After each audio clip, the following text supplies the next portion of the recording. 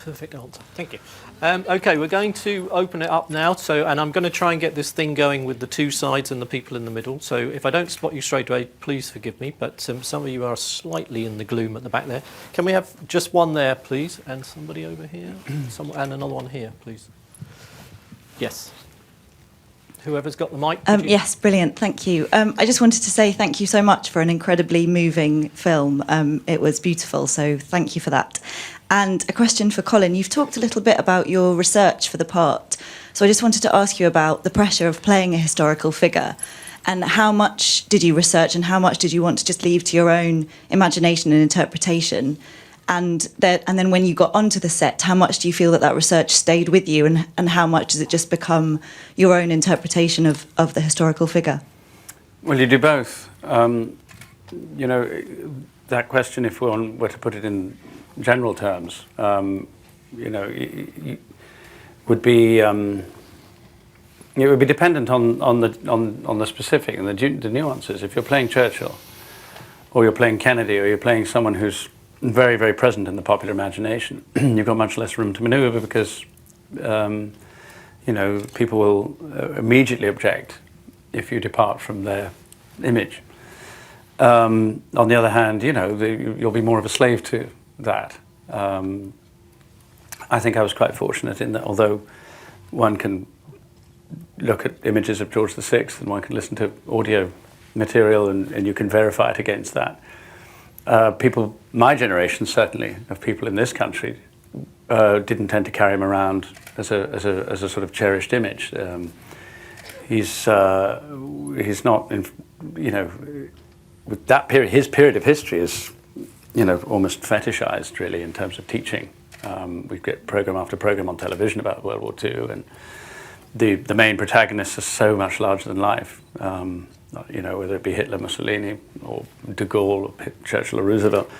And so in some ways I did have a lot more room to maneuver. And as Helena was talking about, the certain restrictions, because you know, the Queen Mother is certainly very present in our minds. I knew I had to honour, you know, something of the behaviour and the voice and all those things. But I thought, if I've got a bit of room, I'm going to just use that and personalise it and go for it and make it as much my own as I possibly can, because I think there's something very personal about the character that I found on the page. I mean, that I could only convey it by inhabiting it in a way that was very personal and very probably very exposing to me. And I even found the stammer, interestingly enough, those silences that we've been talking about are very exposing. Silence can take all sorts of forms. It's a very eloquent component in a drama or in a comedy. What's not said is of gigantic importance. And silence can range from anything from a wonderful beatific thing to something which serves comedy, something which is hellish. And these are silences which a man feels he's drowning in and is doing everything he can to try to climb out of. And I wanted to make those as much my own as I possibly could. And I took little pieces of information that I could get from the way he spoke, as I could understand it. And there were little things I could pounce on. You know, all the recordings, as far as I understand, are post-therapy. I don't think we have any evidence of how he sounded at his worst. But nevertheless, there were bits and pieces. There were some of his speeches, later speeches, funnily enough, which were much less fluent than the one that he delivered on September the 3rd, 1939, where you actually hear the catch in the throat. You hear, and I found that an incredibly vulnerable sound. And it's not that I wanted to think. I didn't think, let's make that sound. I absorbed it as a thing that told me something about what he was going through. And it was almost to me like the sound of an infant who doesn't have language yet. You know, this sound that comes out of the throat. It's just raw human expression. When there's no eloquence, it doesn't connect with what's going on in your mind. And then Tom and I watched this piece of footage of George VI speaking at. He was king at this point, wasn't he? Yes. In Wembley in 1938. Yeah. No, in Glasgow, the Empire. Yeah. And it broke our hearts, both of us, watching it. It was probably the inspiration for how we both went about shooting the first scene of the film. where you see the jaw go and the mouth go, and this abject loneliness of the moment, in which nobody can help him. You know, he may be surrounded by loved ones and well-wishers, or whatever. Nobody can actually walk in that moment and dig him out of that. And so I found there was something almost, I mean, extremely childlike about the vulnerability, but also something very, almost its opposite, something worldly and determined and profoundly mature about what he seemed to be dealing with it, the way he seemed to be dealing with it. I just simply have to go on. There is no other way. I will get through this, and when I come out of it, I will just continue. And that was the strange tension of these elements that I found so interesting in studying him and studying the real man. Very good. Just here, I think somebody has the mic. Yes, please. That's a question for Colin. I think it's perhaps just an extension of what you've just been talking about, but I wondered, stammering is obviously its own condition, but I wondered if as an actor you've ever experienced any of that kind of stage fright that we've been seeing with the King this evening, and if yes, that I mean, helped it's not stammering, but it does give you an insight, because basically when we're talking about terror, and the kind of terror that's paralyzing, the kind of terror that you feel there's no resolution to, that big abyss, yeah, we've experienced that. And I do think that is definitely what a person who stammers will be experiencing. I mean, whether stammering, as you say, is its own thing, and there are a whole lot of issues that accompany that. But I mean, I thought every actor's been in that big black hole. I think beyond actors, I think most of us have, and I think that's why the film is touching so many people. It's not because we're royal, it's not because, you know, none of us here are royal, unless... You're pretty close, come on. Well, I am now, so okay, queen. But maybe a bit is rubbed off. But no, and it's not, none of it's because we're stammerers, but because I think we're all guilty of, well, not guilty, but we all know what terror's like. And we all go around with a sense of inadequacy. And I think there, but for the grace of God, you know, so, you know what I mean? It's a terrible moment. If communication dries up when something's expected of you, whether you're whether at a meeting, an exam, in front of one person, to feel like that it's all just gone. Evacuated.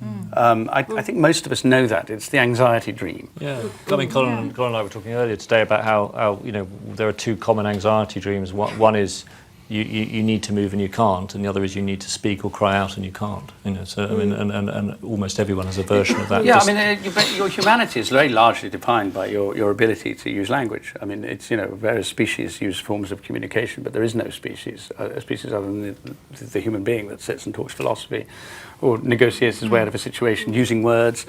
You know, it's fundamental to survival and it's fundamental to your humanity. And I think if there's any impediment to that, I think it's very easy for the rest of us, if we're relatively fluent, to underestimate how debilitating it is. And as you said, interestingly, veterans of the First World War, you know, many people did come back with stammers that they didn't have before, but a lot of people also had hysterical paralysis. And I've got all this from the book Regeneration, by the way, so it's not, you know, that I'm an expert. But it was interesting that from what I understood, that William Rivers said that he believed that what the body was going through was some sort of metaphor, that, you know, I can't cry out, or that the hysterical paralysis of the legs was I can't run, you know, I want to escape, but my body won't let me. So I have to qualify this with experts on stammering have told me that it's neurological and it's not to do with trauma and it's not psychological, and so the debate's obviously still alive. It doesn't explain to me what happened in the First World War to people who didn't previously stam.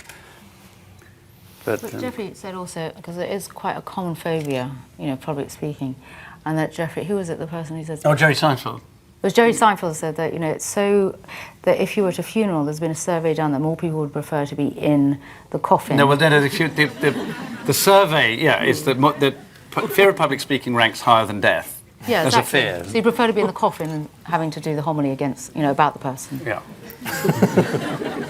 You know, most people go, oh, I'd rather die. And actually it is. Everyone says, oh, I died, like, you know, as a performance speak for, like, you know, just... Yeah, I died up there. Like, yeah. Okay, we're going to go there and then here. So there first, please. Hello there. It was a great film. Thank you very much. Really enjoyed it. I've got a question for Tom. I've seen The Damned United. It was a great film. Really enjoyed that and loved The King's Speech, which is brilliant. So thank you very much for making them. I see that you received funding from the Film Council, which I believe is going to suffer not very nice fate in the cuts that are coming. I'd just like to know what you think may be the effect on film in this country as a result of what's going to happen.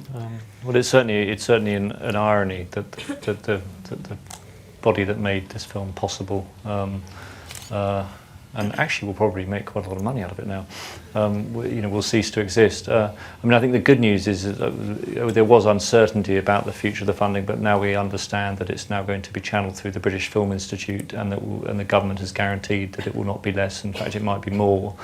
So we all hope that it's a change in structure rather than the end of the funding, because I can tell you from where I'm sitting, although it's possible to read on the blogs people who kind of think that we all cooked up a recipe for success. When I was trying to put the film together with my producers, Ian Canning and Emile Sherman and Gareth Unwin, it was just after the Lehman Brothers collapse. Borrowing money was very hard.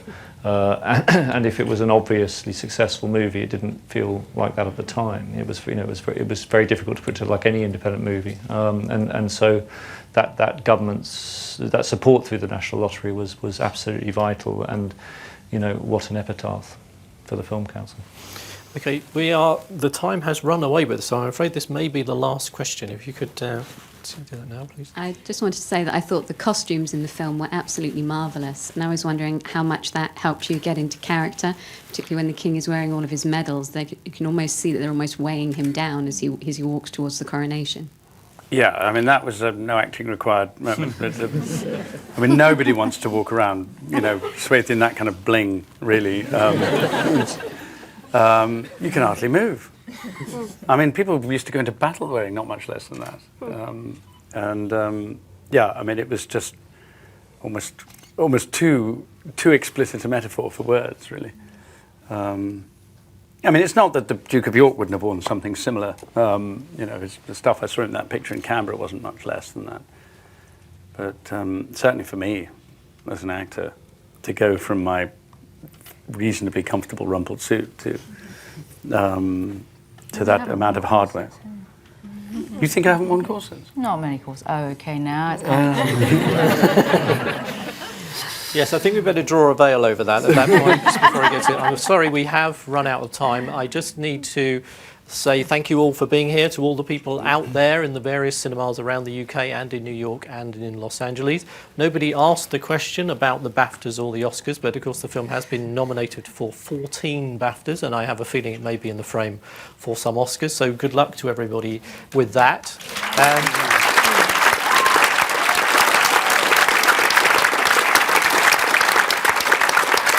And finally, if you did enjoy the film, do encourage everybody that you know to go and see it, even those of a tender age, because as there is a warning from the British Board of Film Classification on the poster, but it does say quite clearly, strong language, but in a speech therapy context. Thank you, ladies and gentlemen. Good night.